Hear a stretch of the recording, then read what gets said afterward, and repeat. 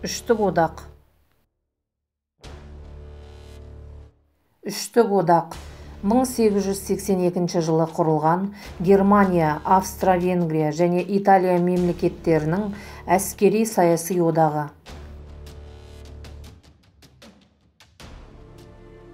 Мың 1879 жылы Германия Австро-Венгриямен өзара одақтасу туралы шарт жасасты.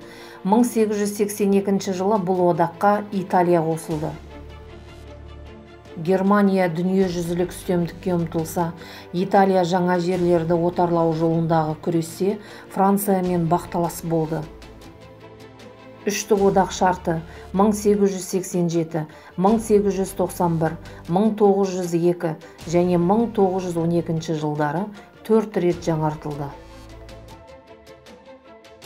Үштік одақ елдерінің саясаты герман империализмінің өсіп келе жатқан басқыншылығын, оның отар жерлерін кеңейтуге, тауар өткізетін жаңа рыноктар мен шикізат көздерін басып алуға ұмтылатындығын көрсетті.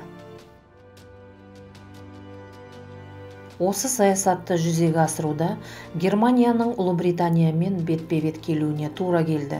Өйткені оның қолында орасан зор отар жерлер бар еді. 1904-1907 жылы Үштік одаққа қарсы Антанта одағы құрылды. Сонымен Европа қарулы күштері екі лагерге бөлінді. Мұның өзі Бірінші дүниежүзілік соғыстың ашылуына себепкер болды.